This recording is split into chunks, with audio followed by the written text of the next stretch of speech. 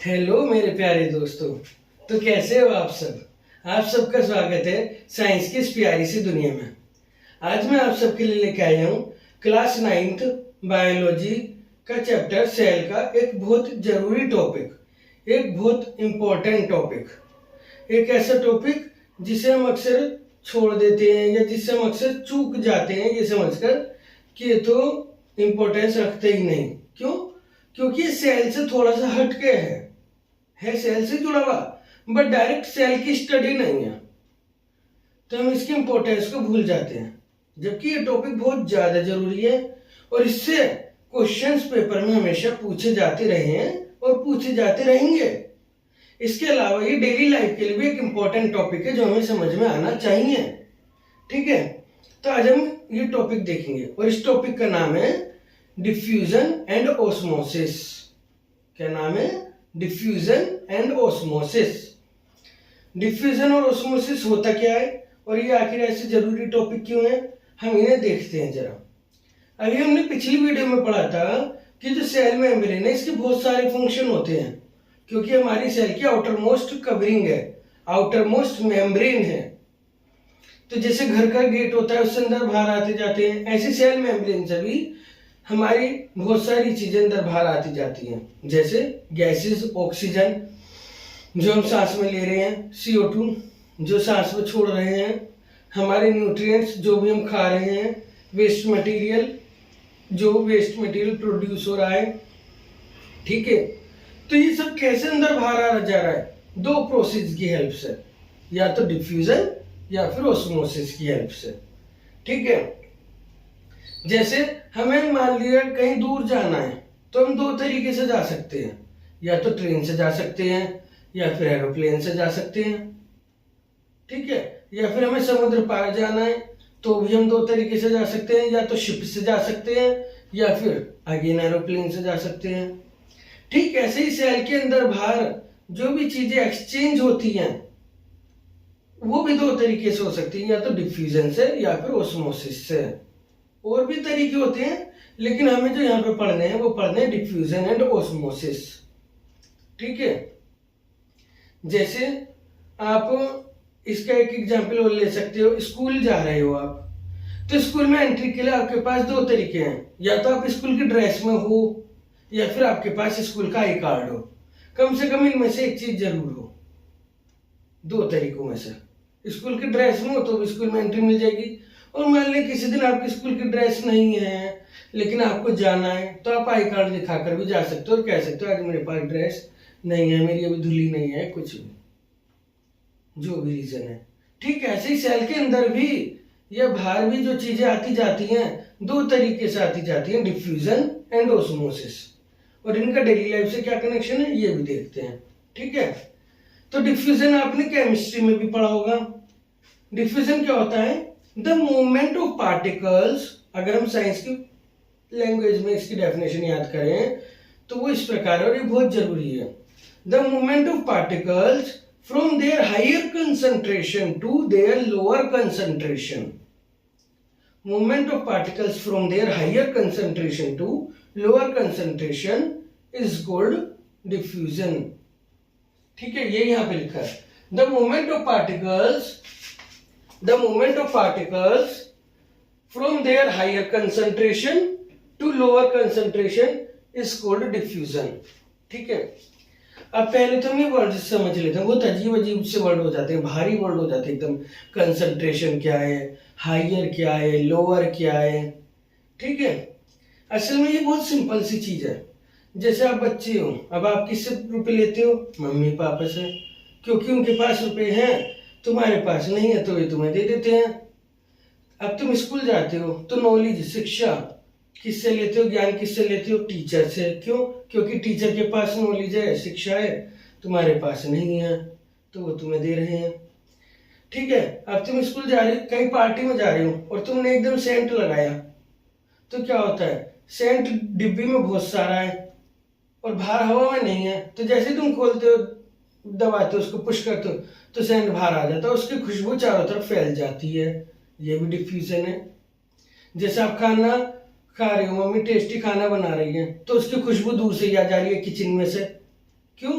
क्योंकि उधर पार्टिकल्स ज्यादा है फूड की, और वो धीरे धीरे धीरे धीरे धीरे धीरे हवा के साथ आपकी नाक तक आ जाते हैं। क्यों? उधर कम है पार्टिकल्स। तो जहां से ज्यादा है वहां से चलेंगे, और जहां कम है वहां तक आ जाएंगे। जैसे धूप बत्ती की खुशबू है, अगरबत्ती की खुशबू है, जहां अगरबत्ती धूप है वहां तो पार्टिकल ज्यादा है, आपकी नाक तक आ जाएंगे धीरे धीरे, जहां कम है। ठीक है।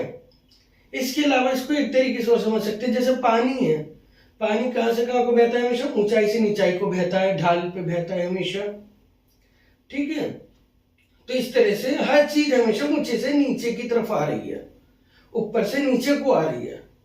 तो ऐसे डिफ्यूजन में क्या हो रहा है? पार्टिकल्स जिधर ज्यादा हैं वहां से उधर को जा रहे हैं जहां कम है। ठीक है। इसका डिफ्यूजन से हमारे सेल के अंदर आ जा कौन कर रहा है भाई? कौन आ रहा है जा रहा है? डिफ्यूजन के प्रोसेस का यूज कौन कर रहा है? तो हमें पता होनी चाहिए डिफ्यूजन के प्रोसेस का यूज जो है ऑक्सीजन गैस कर रही है या फिर कार्बन डाइऑक्साइड गैस कर रही है। कौन कर रही है? ऑक्सीजन गैस या फिर कार्बन डाइऑक्साइड गैस। गैसेस कर रही हैं जनरली जो डिफ्यूजन का यूज है वो गैसेस कर रही हैं। और केवल हमारी एनिमल सेल में या ह्यूमन सेल्स में नहीं, प्लांट सेल में भी। स्टोमेटा पढ़ेंगे ना, लीफ में छोटे छोटे छेद होते हैं जो हमें आंखों से दिखते नहीं है, माइक्रोस्कोप में दिखते हैं, जिससे गैस अंदर बाहर आती जाती है। प्लांट भी तो सांस लेते हैं, प्लांट भी तो हमारी तरह लिविंग है। तो वो सब डिफ्यूजन से ही हो रहा है। अमीबा अभी हमने पिछली वीडियो में पढ़ा था, एंडोसाइटोसिस कर रहा है, खाना खा रहा है, वो अपनी शेप चेंज कर लेता है क्योंकि प्लाज्मा मेम्ब्रेन फ्लेक्सिबल है। तो वो सब किस प्रोसेस से ले रहा है? अंदर डिफ्यूजन से ही तो ले रहा है वो भी। ठीक है। तो इसे कहते हैं डिफ्यूजन। अब कैसे हो रहा है? जैसे मान ली मेरी ऑक्सीजन सारी मेरे ब्लड में चली गई और वो यूज हो गई, तो अब मुझे सांस लेनी पड़ेगी। ठीक है। मैंने सांस ली और ऑक्सीजन मेरी लंग्स में गई और अब ब्लड में चली गई, और अब ब्लड उसे लेके जा रहा होगा सेल्स तक मेरी बॉडी की। ठीक है। और मेरी सेल्स में क्या होगा? CO2 होगी इस समय। क्यों? क्योंकि ऑक्सीजन ने ग्लूकोज का ऑक्सीडेशन करा दिया है। ठीक है। अभी आप ये आगे पढ़ोगे सब कुछ, जिससे हमें एनर्जी मिलती है और उसमें CO2 बनती है। तो अंदर CO2 ज्यादा है, बाहर O2 ज्यादा है, तो क्या होगा? ज्यादा से कम की तरफ मूवमेंट होगी, तो O2 तो अंदर चली जाएगी सेल के, ये जा रही, और CO2 बाहर आ जाएगी, ये आ रही, और फिर उस CO2 को ब्लड ले जाएगा वापस लंग्स में और हम उसे वापस बाहर छोड़ देंगे। तो ये सब प्रोसेस डिफ्यूजन ही तो हो रहा है लगातार हम डिफ्यूजन का यूज कर रहे हैं। ठीक है। तो इसे कहते हैं डिफ्यूजन। कोई ज्यादा मुश्किल टर्म नहीं है, बहुत आसान सी बात है। The movement of particles from their higher concentration to their lower concentration is called diffusion. जैसे आप ठंड में नहाते हैं जब हम, तो हम गर्म पानी में ठंडा पानी मिलाते हैं या ठंडे में गर्म मिलाते हैं, और फिर धीरे धीरे वो एक से टेम्परेचर पे आ जाता है। तो वो भी तो एक तरह से ऐसे ही कुछ है कि हायर से लोअर को आ रहा है टेम्परेचर, या लोअर से। ठीक है। जो गर्म पानी वो थोड़ा सा कम हो जाता है गर्म ठंडे में मिलाने से। तो वो डिफ्यूजन नहीं है, लेकिन एक एग्जाम्पल एनालॉजी समझाई है मैंने। ठीक है। तो इसे कहते हैं डिफ्यूजन। तो ये याद रखना, केमिस्ट्री में भी काम आता है, बायोलॉजी में भी काम आता है, और आगे भी काम आता रहेगा। डिफ्यूजन क्या होता है? Movement of particles from their higher concentration to lower concentration. इसे आप एक एग्जाम्पल से समझ सकते हैं। जैसे आपकी क्लास में मान लिया 40 बच्चे आते हैं, और अब धीरे धीरे क्या होगा? 45 हो गए, 48 हो गए, तो अब स्कूल में दूसरा सेक्शन बनाना पड़ता है ना फिर क्लास का। और उस सेक्शन में शुरुआत में बनाए हमने, एक ही बच्चे आए, फिर 2 बच्चे होंगे, फिर 4 बच्चे होंगे, फिर आपके सेक्शन के भी उठा के उसमें डाल दिए जाएंगे 10 बच्चे। तो वो भी तो हायर से लोअर कंसंट्रेशन की ओर जा रहे हैं। जहाँ ज्यादा बच्चे तो सेक्शन से निकाल के जहाँ कम बच्चे उस सेक्शन में डाल दिए जा रहे हैं। तो सारी जो इस दुनिया में मूवमेंट हो रही है वो वास्तव में हायर टू लोअर ही हो रही है, और ये सब डिफ्यूजन तो है। आप डिफ्यूजन कहते हैं इसे। ठीक है। तो डिफ्यूजन याद रखना, बहुत सिंपल सी बात है, कोई ऐसी बहुत बड़ी टर्म नहीं है। बस नई टर्म होती है तो हमें लगता है यार ये क्या आ गया। अब दूसरी जो मूवमेंट हो रही है पार्टिकल्स की सेल के अंदर बाहर, सेल मेम्ब्रेन के थ्रू, जो अभी हमने पढ़ा था पिछली वीडियो में, वो हो रही है ओस्मोसिस से। ओस्मोसिस क्या है? तुम आप इसे ऐसे समझ सकते हो, कुछ लाड साहब, कुछ लोग होते हैं ना जैसे लाड साहब होते हैं, कुछ बच्चे, कुछ लाड साहब। हम तो लाड साहब है, हम तो स्पेशल है भाई। जैसे क्लास का मॉनिटर होता है या स्कूल में किसी बच्चे का दबदबा, हम तो स्पेशल है, हम तो ना आई कार्ड दिखा रहे ना कुछ दिखा रहे और हम तो पहुंच जा रहे हैं स्कूल में। क्यों? क्योंकि सब हमें जानते हैं। ठीक है, या कहीं भी किसी भी फंक्शन में होते हैं, ऐसे बहुत से लोग लाट साहब है भाई, हम तो वीआईपी है। ठीक है, तो ऐसे ही ओस्मोसिस होता है। अब ओस्मोसिस में लाट साहब कौन है, वीआईपी कौन है? पानी है, पानी, पानी रे पानी, तेरा रंग कैसा कहते हैं ना, तो पानी, पानी क्या? लाट साहब है। ठीक है, तो पानी लाट साहब एक तरह से समझ लो, वाटर मॉलिक्यूल्स। ठीक है, तो जब वाटर मॉलिक्यूल्स अंदर बाहर आ रहे जा रहे हैं, जैसे आते हैं नेताजी आ गए जी, नेताजी आए हैं भाई, नेताजी जगह बनाओ जगह बनाओ जगह बनाओ, जल्दी जगह दो, हटो हटो हटो। ऐसी वाटर मॉलिक्यूल से पानी है, पानी भी एक लाट साहब है, नेताजी है बॉडी में।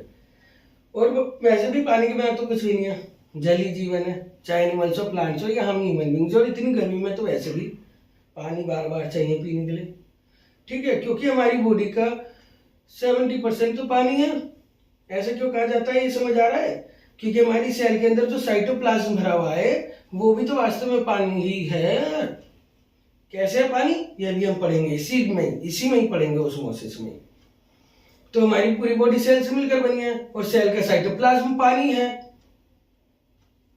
पानी और कुछ सोल्ट, कुछ मिनरल्स, कुछ प्रोटीन्स, कुछ न्यूट्रिएंट्स उसके अंदर डले हुए हैं। जैसे आपने पानी में नमक डाल दिया, चीनी डाल दी, पर है तो वो पानी। तो इसलिए हमारे कहते हैं हमारी बॉडी का 70% पानी है और पानी जीवन है, जल जीवन है। तो पानी अंदर बाहर आ रहा जा रहा है, तो हमने उसे एक स्पेशल नाम दे दिया, ओस्मोसिस। क्या नाम दे दिया? ओस्मोसिस। क्या नाम दे दिया? ओस्मोसिस। तो बस इसमें डिफ्यूजन में हमने क्या पढ़ा था? Movement of particles from their higher concentration to lower concentration. Osmosis में आप पार्टिकल्स की जगह वाटर लिख दो, मूवमेंट ऑफ वाटर या फिर मूवमेंट ऑफ वाटर मॉलिक्यूल्स, क्योंकि साइंस को मॉलिक्यूलर लेवल पे ही तो पढ़ते हैं, बहुत सूक्ष्म लेवल पे जाके, माइक्रोस्कोपिक लेवल पे जाके पढ़ते हैं साइंस को, इसलिए हम इसमें मॉलिक्यूल्स जोड़ते हैं। Movement of water molecules from their higher concentration to lower concentration, movement of water molecules from their higher concentration to lower concentration, movement of water molecules from their higher concentration to lower concentration is called osmosis. जहां पानी ज्यादा है वहां से पानी उधर को जाएगा जिधर पानी कम है। हमेशा, कभी भी देख लो, पानी हमेशा ढाल को ही बहता है, अपनी नेचर है पानी की। इसे ही ओस्मोसिस कहते हैं। ठीक है, हायर कंसंट्रेशन से लोअर कंसंट्रेशन की हो जाता है पानी। ढाल एक एनालॉजी समझा रहा हूं, यहाँ पे ढाल से कोई लेना देना नहीं है, यहाँ तो लेना देना है हायर कंसंट्रेशन से lower concentration. In the presence of semi selectively permeable membrane. ठीक है, इन the presence of selectively permeable membrane. लेकिन इसमें खास बात हमने एक वर्ड जोड़ दी। क्या जोड़ दी? क्या जोड़ दी? In the presence of selectively permeable membrane. क्या जोड़ दी? In the presence of selectively permeable membrane. अब ये क्या नया माजरा भैया? सेलेक्टिवली परमिएबल मेम्ब्रेन क्या होती है? अब ये भी टर्म समझ लेते हैं। ये टर्म तो साइंस में बहुत बड़ी बड़ी दिखती है, बहुत मुश्किल मुश्किल दिखती है, पर ये होती नहीं है, बच्चा ही टर्म है बिल्कुल। सेलेक्टिवली परमिएबल मेम्ब्रेन से अगर पानी अंदर बाहर आ रहा जा रहा है तो इसे हम कह देते हैं ओस्मोसिस। वह सेलेक्टिवली परमिएबल मेम्ब्रेन। अब आप पार्क जाते होंगे, बच्चे हैं, पार्क जाने का मन करता है। ठीक है, पार्क जाते हैं, खेलते कूदते हैं। तो जब पार्क में एंट्री करते हैं हम तो दो गेट होते हैं, दो तरह के गेट होते हैं। एक तो डायरेक्ट गेट है नॉर्मल, एक गेट है जिसमें से घूम के जाना पड़ता है। इस तरह से एक बार में एक ही जना निकल सकता है, घूम के जा रहे हैं तो हो गया नहीं कि स्पेशल गेट, वो एक तरह से। बस ऐसे ही पानी को भी अंदर बाहर आने जाने के लिए एक स्पेशल तरीके का मूवमेंट चाहिए, उसे हम कहते हैं सिलेक्टिवली परमिएबल मेम्ब्रेन। क्या कहते हैं? Selectively permeable membrane. वो उसी से अंदर बाहर आता जाता है। जैसे वो होता है ना, लाट साहब होते हैं, मैं बाहर निकलूंगा तो स्कूटी पे ही निकलूंगा भाई, पैदल नहीं चलने का, पैदल चलने की अपने को आदत नहीं है, या निकलूंगा तो बाइक पे या फिर कार में निकलूंगा, हम पैदल नहीं चलते हैं। बस ऐसे ही बात है। मैं अंदर बाहर करूंगा तो भैया सिलेक्टिवली परमिएबल मेम्ब्रेन की प्रेजेंस में ही करूंगा। सिलेक्टिवली परमिएबल मेम्ब्रेन होगी तो मैं अंदर बाहर करूंगा, सिलेक्टिवली परमिएबल मेम्ब्रेन नहीं होगी तो मैं नहीं करूंगा। अब सिलेक्टिवली परमेबल मेम्ब्रेन क्या है, हमने अभी पिछली वीडियो में पढ़ा है, हमारी सेल मेम्ब्रेन, हर सेल की जो कवरिंग है, जो बाउंड्री है हमारी, वही तो सिलेक्टिवली परमेबल मेम्ब्रेन है। ठीक है, तो उसी से ही पानी अंदर बाहर आता जाता है, उसी की प्रेजेंस में ही, उसी की वजह से ही, उसे ही हम कहते हैं ओस्मोसिस। और इसके डेली लाइफ के एग्जाम्पल भी अभी हम पढ़ेंगे और। ठीक है, तो इस तरह से ये है ओस्मोसिस। दो खास बातें याद रखनी है, एक तो पानी के मॉलिक्यूल्स अंदर बाहर आ रहे जा रहे हैं, और दूसरा सिलेक्टिवली परमेबल मेम्ब्रेन की प्रेजेंस में आ रहे जा रहे हैं। ठीक है, इसे हम कहते हैं ओस्मोसिस। जैसे कुछ लोग होते हैं ना, मैं कहीं भी जाऊंगा तो अपना फोन लेके ही जाऊंगा, वे लोग ऐसे होते हैं वॉशरूम भी जाते हैं तो फोन लेके जाते हैं, चाहे उनका वॉशरूम में फोन गिर जाए उसकी उन्हें कोई चिंता नहीं है, पर जाऊंगा तो वो फोन लेके जाऊंगा। ऐसे पानी चलूंगा तो सिलेक्टिवली परमेबल मेम्ब्रेन की प्रेजेंस में ही हायर कंसंट्रेशन से लोअर कंसंट्रेशन को उसी की प्रेजेंस में चलूंगा, सिलेक्टिवली परमेबल मेम्ब्रेन होगी तो इसे हम कह देते हैं ओस्मोसिस। और सिलेक्टिवली परमेबल मेम्ब्रेन क्या होती है, जैसे स्कूल में गेट पे गार्ड बैठा है भैया, पहले इंस्ट्रक्शन है, जिस भाई गार्ड हो बस वही अंदर आएगा, जिसको जो ड्रेस हो बस वही अंदर आएगा, और कोई अंदर नहीं आएगा। पेरेंट्स भी अंदर नहीं आने के हैं, बाहर से कर दो, बस बच्चे को भेज दो बाहर से। ठीक है, और गार्ड ने गेट बंद कर दिया, गार्ड नहीं है तो कोई अंदर बाहर आएगा जाएगा ही नहीं, फिर तो बाहर ही खड़े रहो। ऐसी है सिलेक्टिवली परमेबल मेम्ब्रेन की नेचर। इसमें ऐसा क्यों होता है ये आप हायर क्लासेस में पढ़ेंगे, बस फिलहाल इतना ही है कि भाई सिलेक्टिवली परमेबल मेम्ब्रेन है हमारी सेल मेम्ब्रेन, और वो उसी की प्रेजेंस में वाटर हायर से लोअर को आ रहा जा रहा है, इसे कहते हैं ओस्मोसिस। ठीक है, अब इसका एक एग्जांपल हम जनरल पहले देख लेते हैं, absorption of water by roots. जैसे आपको पता है बचपन से ही हम पौधे को पानी देते हैं, जड़ों में दे देते हैं, मिट्टी में, रूट्स में, और वो पूरे पौधे में पहुंच जाता है। तो अभी सोचा है कभी कि भाई हमने पानी तो नीचे से ऊपर तक कैसे पहुंच रहा है, पानी तो सबके लिए जरूरी है। वो इस ओस्मोसिस के प्रोसेस से ही तो रूट्स उसे एब्जॉर्ब कर रही हैं। रूट्स पता है ना, प्लांट सॉइल में जिससे टिका हुआ है, प्लांट का वो पार्ट जो सॉइल में है उसे रूट्स, सबको ही पता होती है खैर। तो रूट्स जो एब्जॉर्ब कर रही है, रूट्स की जो सेल्स एब्जॉर्ब कर रही है पानी को, वो ओस्मोसिस से ही तो कर रही है। ठीक है, ओस्मोसिस में क्या है, ये सेल मेम्ब्रेन है हमारी सेल की या प्लांट सेल की, बाहर सोइल है, इसमें पानी बहुत ज्यादा हमने दे दिया है, और सेल के अंदर पानी कम है उस रेशियो में। तो पानी की जो मूवमेंट होती है, वाटर मॉलिक्यूल्स की जो मूवमेंट होती है, H2O, वाटर को हम H2O कहते हैं ना, तो मैंने यहाँ H2O लिखा है, इसकी जो मूवमेंट होती है वो सोइल से सेल के अंदर होने लगती है, बस इसे ये ओस्मोसिस कहते हैं। फिर इसके आगे दूसरी सेल बैठी होती है, वो कहती है भाई मुझे भी प्यास लगी है, जरा मुझे भी पानी दे दे, तू तो ले लेगा सोइल से तो वो इसे दे देता है पानी। फिर वो कहता है यार मुझे भी देना, मैं भी तो तेरा भाई हूं, मैं भी तो तेरा दोस्त हूं, वो इसे दे देगा। ऐसे करते करते पानी प्लांट में ऊपर चढ़ने लगेगा। अभी आप आगे बड़ी क्लास में पढ़ोगे, इसे कहते हैं रूट प्रेशर। ये रूट प्रेशर ओस्मोसिस की वजह से तो क्रिएट होता है, ओस्मोटिक प्रेशर, रूट प्रेशर। ठीक है, एक प्रेशर बन जाता है, जिससे आपने पाइप को दबा लिया, अगर नल चालू है तो पाइप में प्रेशर नहीं बन जाता है, एकदम बहुत तेज पानी निकलता है, बस ऐसे इसमें भी ओस्मोसिस की वजह से एक फ्लो बन जाता है, एक प्रेशर बन जाता है। वो तो आगे पढ़ोगे, लेकिन मैं ओस्मोसिस की इंपॉर्टेंस बता रहा हूँ कि ओस्मोसिस को ऐसे ऐसे मत मानो, लाट साहब है वो, उसका बहुत इंपॉर्टेंस है। ठीक है, तो पानी इसमें आता है और फिर इसमें आता है, ऐसे ऐसे प्लांट में ऊपर चढ़ने लगता है धीरे धीरे। छोटे मोटे प्लांट में तो ओस्मोसिस से ही पानी चढ़ जाता है, और जो ऊंचे ऊंचे प्लांट होते हैं उनका भी आप आगे पढ़ोगे, मतलब ट्रीज में। ठीक है, तो ओस्मोसिस की बहुत इंपॉर्टेंस है। अब ऐसा है भाई, अगर पानी बाहर ज्यादा है अंदर आ रहा है, ठीक है मैंने मान लिया, कोई बात नहीं। अगर अंदर ज्यादा है तो बाहर भी तो आना चाहिए। हाँ जी आएगा, बिल्कुल आएगा, क्यों नहीं आएगा, आता है। तो अंदर भी जा रहा है बाहर भी आ रहा है। हाँ, जब गैस अंदर बाहर आ रही जा रही है, गैस भी तो अंदर जा रही है, O2 CO2 भी तो बाहर आ रही है, तो पानी केवल अंदर क्यों जाएगा, बाहर भी तो आएगा। आप स्कूल जाओगे तो घर भी तो आओगे ठीक है, तो इस आधार को ओस्मोसिस दो टाइप का होता है, एंडो ऑस्मोसिस और एक्सो ऑस्मोसिस। कौन कौन सा? एंडो, तो एंडो से ही पता चल रहा है एंट्री, अंदर जा रहे थे एंडो ऑस्मोसिस। एक्सो, एक्सो से ही पता चल रहा है एग्जिट, बाहर आ रहे थे एक्सो ऑस्मोसिस। ठीक है, तो अगर वाटर मॉलिक्यूल्स अंदर जा रहे हैं, किसके अंदर? जैसे हम स्कूल के अंदर जा रहे हैं, ऐसे सेल के अंदर जा रहे हैं, मतलब हम तो लेसन के अंदर घुस रहे हैं। पानी घुस रहा है सेल के अंदर, हमने पानी पिया, हमारी पूरी बॉडी में पानी पहुंच गया सेल्स के अंदर, तो ये एंडोस्मोसिस तो है। और फिर उसमें से पानी निकाल लिया हमारी किडनीज ने, ब्लड में से जो वेस्ट है, और फिर हमने उसे बाहर कर दिया, तो वो जो सेल्स में से निकला वो एक्सोस्मोसिस ही तो है। ठीक है, तो अंदर जा रहा है एंडोस्मोसिस, बाहर आ रहा है एक्सोस्मोसिस। देखो पानी एंडोस्मोसिस एक्सोस्मोसिस में हमारी बॉडी में यानी लगातार चल रहा है, मॉलिक्यूलर लेवल पे, वेरी माइक्रोस्कोपिक लेवल पे चल रहा है। ये कैसे प्रोसेस है जो हमेशा चल रही है, इनके बिना तो लाइफ है ही नहीं पॉसिबल।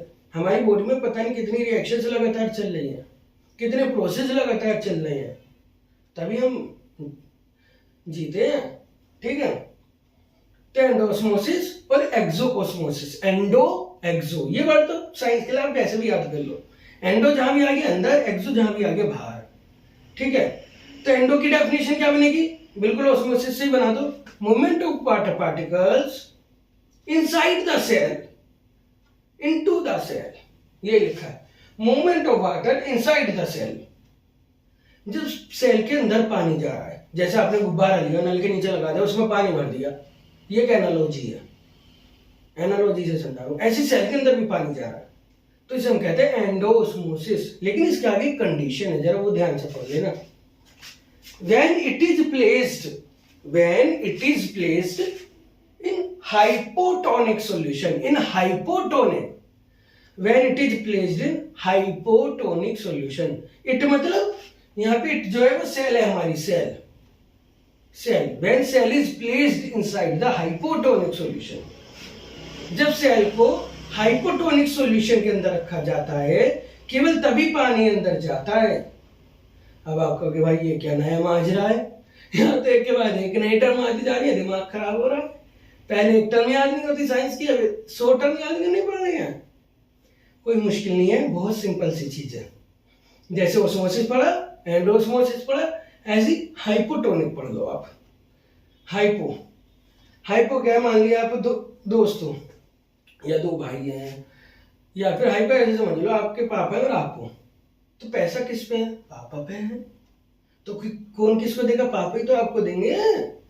तो जब तक आप पापा के संरक्षण में हो, आपके पापा हैं, पैसे की मौज है, खूब पैसा मिल रहा है। ठीक है, तो ये चीज हाइपोटोनिक सॉल्यूशन है। मतलब जब तक सेल पानी के अंदर रखा हुआ है, तब तक पानी अंदर आता रहेगा सेल के, जब तक कि एक बैलेंस नहीं बन जाता, कंसंट्रेशन का एक बैलेंस नहीं बन जाता, तब तक पानी अंदर आएगा। इसे कहते हैं endosmosis in hypotonic solution. Hypo मतलब जहां पानी ज्यादा है, पानी ज्यादा है, पानी ज्यादा है, पानी ज्यादा है, हाइपो हाइपो हाइपो, ऐसे याद रखो। हाइपो से पता चल रहा है ना, कुछ भारी भरकम फूला हुआ है, पानी ज्यादा है, हाइपो हाइपो। तो सेल के अंदर भी ज्यादा आएगा, हाइपो हाइपो, और सेल फूल जाएगी, हाइपो हाइपो। ठीक है, तो इसमें ये भी याद रखना है कि इसमें सेल फूल जाती है और इसमें पानी ज्यादा है हाइपो में। तो हाइपोटोनिक सॉल्यूशन की भी आपको डेफिनेशन याद रखनी पड़ेगी, बहुत छोटी सी है, केवल हाइपो हाइपो से याद रखो। हाइपो हाइपो फूलना है, हाइपो हाइपो फूलना है, हाइपो ओ ओ ओ ओ ओ ओ ओ। ठीक है, तो if medium has higher water concentration, if medium has higher water concentration, अगर मीडियम में ज्यादा पानी है, if medium has higher water concentration, then cell से ज्यादा पानी है, किससे ज्यादा है? सेल से। कंपेयर भी तो होना चाहिए ना, ज्यादा किसकी तुलना में ज्यादा? अब समुद्र की तुलना में तो तुम कह सकते ज्यादा, सेल की तुलना में। It is called hypotonic solution, it causes swell of cell, cell फूल जाता है, and also may lead to bursting. अच्छा, गुब्बारे में पानी भरे जा रहे हो, तो क्या होगा? गुब्बारा फट जाएगा। अब सेल के अंदर पानी भरता जा रहा है, तो क्या होगी? सेल भी बर्स्ट हो जाएगी, फट जाएगी। तो it may lead to bursting of cell, also may lead to bursting of cell। Paper में आता है, बर्स्टिंग कब होती है, हाइपर में या हाइपो में। तो याद रखना hypo hypo hypo hypo hypo hypo, bursting bursting bursting, swelling swelling swelling. ठीक है, इन एनिमल सेल्स। और ये एनिमल सेल्स में होती है बस्टिंग, प्लांट सेल में नहीं होती भाई, नहीं होती। क्यों नहीं होती? अरे प्लांट सेल को एक और गार्ड है, अभी हम आगे पढ़ेंगे। प्लांट सेल को भगवान ने एडिशनल सुरक्षा दी है। एडिशनल, हाँ, क्योंकि प्लांट हर समय धूप में खड़े रहते हैं, आंधी तूफान में खड़े रहते हैं, तो उनके पास एक एडिशनल सुरक्षा कवच होता है सेल मेम्ब्रेन के बाहर, सेल वॉल। और वो वही रिजिड होता है, डेड होता है, पक्का होता है, मजबूत आदमी। जैसे घर में होता है ना मजबूत आदमी, आजा कोई भी आजा, मैं लड़ दूंगा भाई, तो चिंता मत कर, तू पिछड़, मैं इसे बता दूंगा, ठीक। ऐसी सेल वॉल होती है प्लांट के पास, वो उसे बस्टिंग से बचा लेती है, वो उसे ज्यादा फूलने नहीं देती। ठीक है, जैसे कहते हैं ना, भगवान के भक्त को भगवान अहंकार होने नहीं देता, ऐसे ही सेल वॉल जो है वो सेल को ज्यादा फूलने नहीं देती, उसे बचाए रखती है। तो ये भी याद रखना जरूरी है। In plant cell wall saves the cell. ये क्वेश्चन आता है, अगर हाइपोटोनिक सॉल्यूशन में एनिमल सेल रख दी तो वो तार हो जाती है, यानी फट जाती है, डेड हो जाती है। और प्लांट सेल क्यों नहीं होती? क्योंकि उसके पास सेल वॉल है, उसे सेल वॉल बचा लेती है, उसकी एक और एडिशनल सुरक्षा कवच है, उसकी दोस्त है। या फिर जैसे पापा से पिटाई होने वाली कौन बचाएगा? मम्मा बचाएंगी, बचाएंगी। तो यहाँ पे इसे सेल वॉल बचा रही है, प्लांट सेल को। ठीक है, अब इसका कोई एग्जाम्पल भी तो बताओ सर। तो इसका बहुत सिंपल एग्जाम्पल है, आप सर्दियों में क्या खाते हो? सुबह सुबह मम्मी देती है दूध के साथ मुनक्का, बादाम, और उसे खाने से पहले क्या करती है? रात को उसे भिगो देती हैं। क्यों भिगो देती हैं? उसे पानी में रख देती है तो वो सुबह को फूल जाती है, किशमिश फूल जाती है। और फिर क्या करते हैं? उसके बीज निकाल देते हैं और फिर उसे खा लेते हैं। बादाम का छिलका उतार देते हैं और उसे खा लेते हैं। तो ये सब क्या हो रहा है? ये एंडोस्मोसिस ही तो हो रहा है। जो मुनक्का ऐसे पिचकी हुई थी उसके अंदर पानी भर जाता है और आसानी से बीज निकाल सकते हैं। जो बादाम ऐसा पतला सा था वो भीग के फूल जाता है और उसका छिलका उतार देते हैं। ठीक है, तो एंडोस्मोसिस का डेली लाइफ का एग्जाम्पल है। ठीक है, जैसे सब्जियों को भी पानी में भिगो देते हैं, है ना, वो उसमें एकदम ऑस्मोसिस इतनी जल्दी पता नहीं लगती। लेकिन किशमिश, रेजिन्स, इंग्लिश में कहते हैं रेजिन्स, RAISINS, मुनक्का और किशमिश को। ठीक है, तो उन्हें हम डालते हैं और इसका एग्जाम्पल ही बुक्स में दिया होता है। रेजिन्स का पानी अंदर चला जाता है, क्यों? क्योंकि उनके अंदर मिठास भरी हुई है, यानी सोल्यूशन कंसंट्रेटेड है, पानी कम है। पानी क्या है? कम है। और बाहर पानी ज्यादा है, बाहर पानी ज्यादा है तो बाहर से अंदर को जाने लगता है। कहता है चल भाई चल, अंदर को चलो, अंदर को चलो, अंदर को चलो। तो किशमिश फूल जाती है, बादाम फूल जाता है। इसे कहते हैं एंडोस्मोसिस। हाइपोटोनिक में, हाइपो मतलब बाहर पानी ज्यादा है, बाहर पानी की कंसंट्रेशन ज्यादा है। ये चीज याद रखना। अच्छा, कई बार क्लास में क्या होता है, मैम क्या करती हैं, यहाँ पे लिखवा देती हैं from lower concentration to higher concentration. बच्चे कहते हैं अरे ये क्या है? हमने तो वीडियो में पढ़ा था हायर टू लोअर, जहां पानी ज्यादा वहां से कम को जा रहा है। असल में इसी बात को हम दो तरह से कह सकते हैं। ठीक है, जैसे मान ले दो दोस्त हैं या दो लोग हैं, एक पे पैसा ज्यादा, एक पे पैसा कम है, तो हम यहाँ तो ये कह सकते हैं कि जिस पे पैसा ज्यादा वो अमीर है, या फिर ये कह सकते हैं जिस पे कम है वो गरीब है। हालांकि हमें ऐसी बातें नहीं करनी चाहिए, लेकिन मैं एक एनालॉजी से समझा रहा हूँ। ठीक है, तो बस ऐसे ही हम इस चीज को भी देख सकते हैं। आप ही देखो, बाहर पानी ज्यादा है, अंदर पानी कम है, तो हम कह रहे हैं higher water concentration to lower water concentration. ये भी एंडोस्मोसिस है, ये भी हाइपोटोनिक सॉल्यूशन है। लेकिन आप ये भी तो कह सकते हो अंदर चीनी ज्यादा है, बाहर चीनी कम है, चीनी कम है, चीनी कम है, चीनी कम है ना एक पिक्चर। अंदर चीनी ज्यादा है, बाहर चीनी कम है। चीनी मतलब मिठास, यहाँ पे चीनी भले ही ना हो लेकिन कोई ना कोई सॉल्यूशन तो अंदर है ही किशमिश के, चाहे वो कार्बोहाइड्रेट हो, चाहे वो प्रोटीन्स हो, चाहे वो स्टार्च हो, चाहे कुछ भी हो, उसके अंदर एनर्जी तो है ही ना कोई। तो उसे मैं उसे कंपेयर कर रहा हूँ चीनी के सॉल्यूशन से। जैसे चाशनी होती है ना, जलेबी की चाशनी, ऐसे ही इसके अंदर वो ज्यादा है और बाहर नहीं है। तो जब जहाँ पे सोल्यूट मतलब जो घोला गया है, यानी पानी से अलग पार्टिकल जो है, जैसे चीनी है, नमक है, जहां पे ये ज्यादा होते हैं उसे कहते हैं हम higher concentration of solution, water नहीं कहते तब, और जहां वो नहीं होती उसे कहते हैं लोअर कंसंट्रेशन सॉल्यूशन। तो आप ये कह सकते हो movement of water particles from their higher to lower concentration, तो भी सही है। या फिर अगर मैं हमने लिखवाया है movement of water particles from lower concentration solution to higher concentration solution, तो भी सही है। हम एक बार में एक ही चीज की बात करेंगे, या तो वाटर की या कंसंट्रेशन ऑफ सॉल्यूशन की। असल में वाटर क्या है, अभी केमिस्ट्री में पढ़ोगे आप सेकंड चैप्टर में, सोलवेंट है जिसमें पानी घोली जा रही है, घोला जा रहा है। और सॉल्यूशन क्या है, जब पानी वाटर सोलवेंट है जिसके अंदर हम कुछ भी घोल सकते हैं। और सॉल्यूशन क्या है, जब पानी में हमने कुछ घोल दिया है, जैसे नमक घोल दिया है, चीनी घोल दिया है, तो वो सॉल्यूशन है। तो जब पानी ज्यादा है तो हम इसे कह सकते हैं हायर कंसंट्रेशन ऑफ वाटर। या फिर यहाँ पे चीनी कम है, नमक कम है, तो हम कह सकते हैं लोअर कंसंट्रेशन ऑफ सॉल्यूशन। एक ही बात है, मैम ऐसे भी लिखवा सकती है स्कूल में, या स्कूल में जो सर पढ़ा रहे होंगे वो ऐसे भी लिखवा सकते हैं lower concentration solution to higher concentration solution, तो भी भाई वही बात है। और यहाँ सेलेक्टिवली परमेबल मेम्ब्रेन को नहीं, सेल्स मतलब किशमिश की सेल्स, मुनक्का की सेल्स, सेल से सही तो बनी हुई है हर चीज। प्लांट लिविंग बीइंग, भाई मुनक्का किशमिश ये भी तो कभी लिविंग बीइंग ही थे, प्लांट के अंग थे, ठीक है।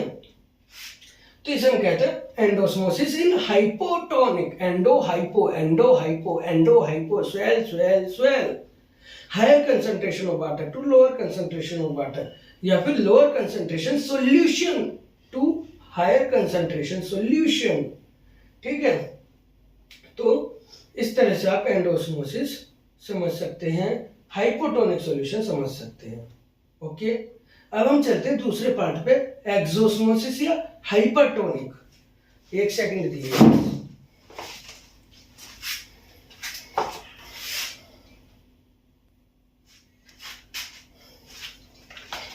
हाँ, तो मेरे प्यारे दोस्तों अब हम चलते हैं एक्सोस्मोसिस या फिर हाइपरटोनिक सॉल्यूशन, हाइपर, ठीक है। जरा इसे हम देखते हैं ये क्या है, एक्सोस्मोसिस या फिर हाइपरटोनिक सॉल्यूशन। एक्सो मतलब एग्जिट हो रहा है, बाहर निकलिए, जो भी चीज है एग्जिट हो रही है। तो movement of water molecules outside the cell, cell से बाहर आ रहे हैं, in the presence of hypertonic solution, hypertonic solution. Hyper समझते हो ना, हाइपर हो रहा है इंसान, बहुत एनालॉजी बता रहा हूं, हाइपर हो रहा है, बहुत गुस्सा आ रहा है, तो भाई यहां से चलो वरना तो पिट जाएंगे, बाहर निकलो, बाहर निकलो।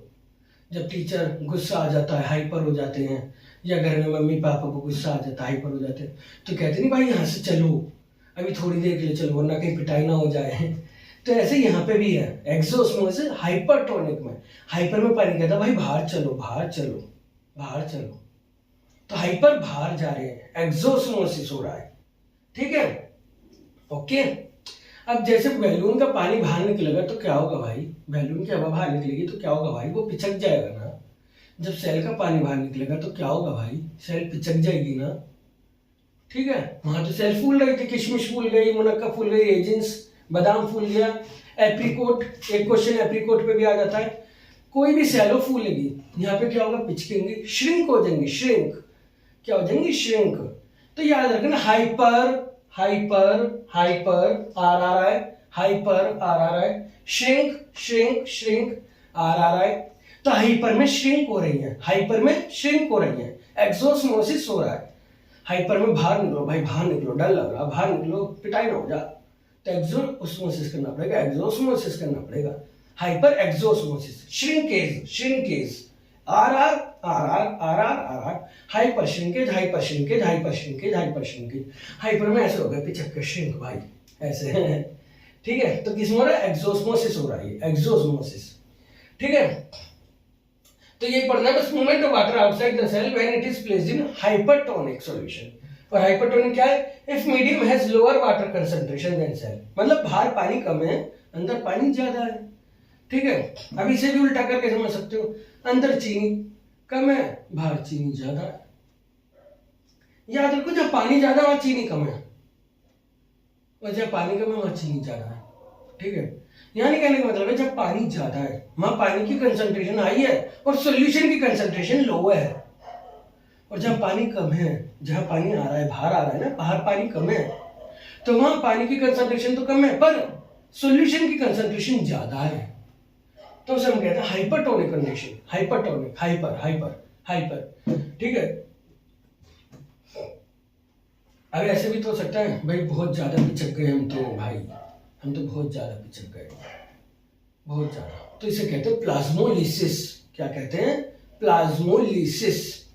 प्लाज्मोलिसिस वर्ड से समझ में आ रहा है? अब आप कहोगे क्यों नहीं बात, अरे कोई दिक्कत नहीं है, कोई दिक्कत नहीं है भाई, वर्ड से ही समझ आ रहा है। प्लाज्मो मतलब प्लाज्मा, प्रोटोप्लाज्म या प्लाज्मा मेम्ब्रेन। लिसिस मतलब टूट रही है, श्रिंक हो रही है, उसका खात्मा हो रहा है, ठीक है। तो ये क्या होता है? Shrinkage of cytoplasm. असल में प्रोटोप्लाज्म को हम एक तरह से साइटोप्लाज्म भी कह सकते हैं, हालांकि थोड़ा सा अंतर है। साइटोप्लाज्म, ठीक है। Shrinkage of cytoplasm of plant cell, याद रखना है प्लांट सेल में होता है। क्यों? क्योंकि प्लांट सेल के पास एक एडिशनल कवर है, सेल वॉल। अभी बताया था ना, एक एडिशनल सुरक्षा कवच है। हमारी एनिमल सेल होगी तो वो तो डेड हो जाएगी भाई, उसके तो सारा पानी बाहर आ गया, वो मर जाएगी। लेकिन प्लांट सेल श्रिंक होती है और बच जाती है क्योंकि उसके पास सेल वॉल है। तो the shrinkage of cytoplasm of plant cell when it is placed in hypertonic solution. Hyper, तो वो क्या होता है? सेल, मान ली सेल वॉल है जो हमने वायलेट कलर से दिखाई है, और ये सेल मेम्ब्रेन थी, तो इस तरह से श्रिंक हो जाती है और सारा पानी बाहर आ जाता है, ठीक है। हमारी सेल होगी तो वो तो डेड हो जाएगी इतनी देर में। एनिमल सेल तो खत्म, खत्म भाई खत्म, इस पे एडिशनल कवच नहीं है, खत्म हो जाएगा। तो जैसे होता है ना, एक बच्चा है उसके बैग के पास, तो भाई बैग के बाहर तो प्लास्टिक कवर चढ़ा रखा हमने और बारिश में भीगने का नहीं है, और एक बच्चा आ रही है, उसे तो पता ही नहीं थी आज बारिश होगी, उसका तो बैग ही भीग गया भाई, ठीक है। तो इसके पास सेल वॉल है तो उन्हें से बचा लिया भाई। तो ये क्या है? जब हम उसे चीनी के सॉल्यूशन में रख देंगे या नमक के सॉल्यूशन में रख देंगे, किसे? सेल को, तो वो इस तरह से श्रिंक हो जाती है। इसे कहते हैं, उसका प्रोटोप्लाज्म साइटोप्लाज्म श्रिंक हो जाता है, प्लाज्मोलिसिस। क्या कहते हैं? प्लाज्मोलिसिस, ठीक है। तो क्वेश्चन आता है पेपर में आपके बायो के 9th क्लास में, व्हाट इज प्लाज्मोलिसिस? तो याद रखना, shrinkage of cytoplasm of plant cell when it is placed in hyper, shrinkage से याद रखो hypertonic solution, it is called plasmolysis. Hyper समझ आया? जहां पानी कम है पर चीनी ज्यादा है, हाइपर है, चीनी हाइपर है, नमक हाइपर है, बहुत हाइपर है, ठीक है। थोड़ा सा रिवाइज कर लेना 2-3 बार तो याद हो जाएगा, ठीक है। 2-3 बार आपको रिवाइज करना पड़ेगा कि भैया हाइपो जहां पानी ज्यादा है, सेल फूल जाएगी, अंदर जाएगा पानी। हाइपर जहां पानी कम है, ठीक है। बाहर बाहर बाहर की बात कर रहा हूं, बाहर की, तो पानी बाहर आ जाएगा, श्रिंक हो जाएगी, ठीक है। आपके में हमने सॉल्यूशन के कंसंट्रेशन से कराया हो तो वैसे याद रख लेना, बस पानी का उल्टा है, जहां पानी ज्यादा है वहां सॉल्यूशन कम है, जहां पानी कम है वहां सॉल्यूशन ज्यादा है, ठीक है। ये टर्म जो डिफाइन की गई है एनसीईआरटी ने, वो पानी के बेस पे ही की है, इसलिए मैंने पानी के बेस पे ही पढ़ाया है, और वो भी मीडियम के पानी के बेस पे। मीडियम में पानी ज्यादा है तो हाइपो कहा है, मीडियम में पानी कम है तो हाइपर कहा है। मीडियम मतलब जिसमें सेल रखी हुई है, सेल का पानी नहीं, सेल जिसमें रखी हुई है उसे मीडियम कहते हैं। जैसे आपने कटोरी में किशमिश डाली तो कटोरी मीडियम है, पानी से भरी हुई कटोरी मीडियम है। उसके आधार पे एनसीईआरटी ने इसे डिफाइन किया है, इसलिए मैंने वही चीज पढ़ाई है। पर स्कूल में टीचर कई बार कॉन्सेप्ट को बदल के पढ़ाते हैं, इसलिए मैंने वो भी बताया है, ठीक है। अब आप कहेंगे भैया इसके एग्जाम्पल बताओ, मतलब सर इसके एग्जाम्पल बताओ, तो भाई इसके क्वेश्चन भी आते हैं पेपर में, और इसके एग्जाम्पल सिंपल है। जैसे आप नहा रहे हो, मजा आ रहा है नहाने पे, और नहाए जा रहे हो, नहाए जा रहे हो, नहाए जा रहे हो भाई, हम तो निकल ही नहीं रहे भाई पूल से, या हम तो निकल ही नहीं रहे नहाने से, और लगा लगा के रगड़ रगड़ के नहा रहे हैं साबुन से, शैम्पू लगा लगा के नहा रहे हैं। आज तो हम चमक के जाएंगे भाई, आज तो हमें सबको इम्प्रेस करना है, आज तो 2-4 को अपना दोस्त बनाना ही बनाना है, आज तो हम करके रहेंगे काम को। नहाए जा रहे हैं तो क्या होता है, थोड़ी देर जब घंटा बना ले, ये उंगलियों की जो सेल है वो थोड़ी श्रिंक हो जाती है ना, उंगलियों की स्किन थोड़ी ऐसी हो जाती है गिलगिली सी, थोड़ी सी उंगलियों की स्किन हमारी। तो क्यों होता है? वो इसी की वजह से तो होता है, एक्सोस्मोसिस। हाइपरटोनिक सॉल्यूशन मिल रहा है ना सेल को लगातार। जो पानी है, साबुन का पानी, वो हाइपरटोनिक है, हाइपर, उसमें साबुन ज्यादा है और बॉडी में कंसंट्रेशन कम है सॉल्यूशन की और पानी की उस रेशियो में ज्यादा है, क्योंकि हमारा पानी बॉडी से 70% सेल से वो वाटर से बना हुआ है। तो साबुन का जब सॉल्यूशन लगातार बॉडी के चारों तरफ होता है, यानी बॉडी उसके संपर्क में होती है, तो हमारी बॉडी का पानी बाहर आने लगता है। ठीक है, तो इसलिए हमारी जो सेल्स होती है वो थोड़ी श्रिंक हो जाती है। ये पेपर में क्वेश्चन पूछा जाता है, आप लगातार नहा रहे हो या कपड़े धो रही हो, आज तो कपड़े धोने पड़े, मम्मी की मार है, आज तो कपड़े धोने पड़ रहे हैं। तो उसमें क्या होता है, सेल्स श्रिंक हो जाती है हमारी उंगलियों की। हाइपरटोनिक सॉल्यूशन है ना पानी, साबुन का पानी, सोप सॉल्यूशन, तो एक्सोस्मोसिस कर देती है हमारी सेल, पानी बाहर जा भाई, बाहर जा, पानी बाहर जाना चाहिए, जाओ।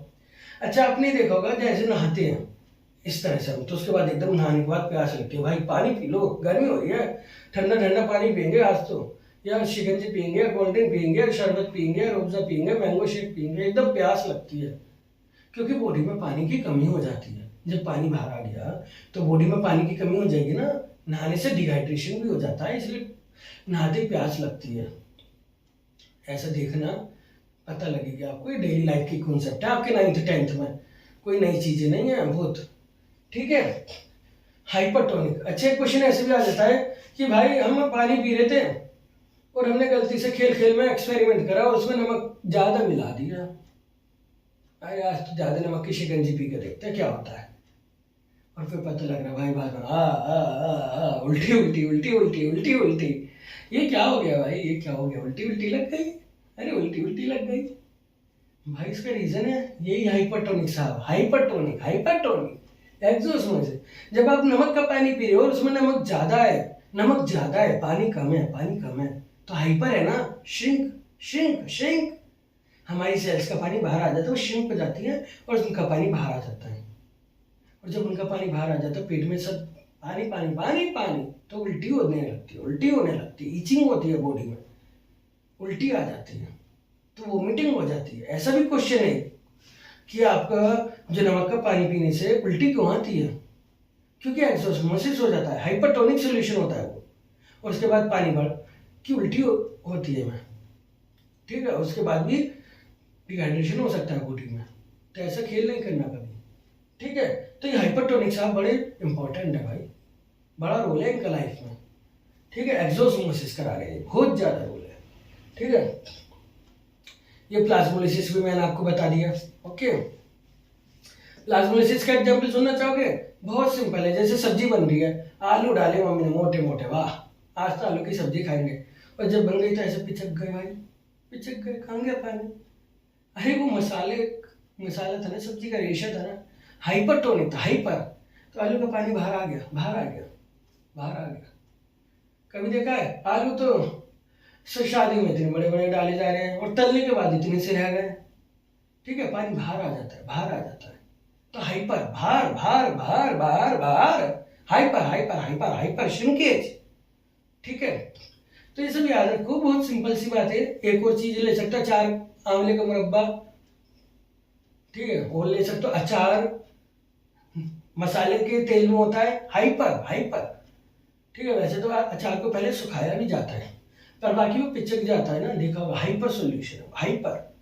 तो एक्सोस्मोसिस होता है, जहां भी हाइपर, एक्सो, हाइपर भार, हाइपर भार, एक्सो श्रिंक, क्योंकि पानी बाहर कम है, पानी चाहिए भाई, डिमांड है पानी दो। ठीक है, एक और टर्म पढ़ दो छोटी सी, आइसोटोनिक।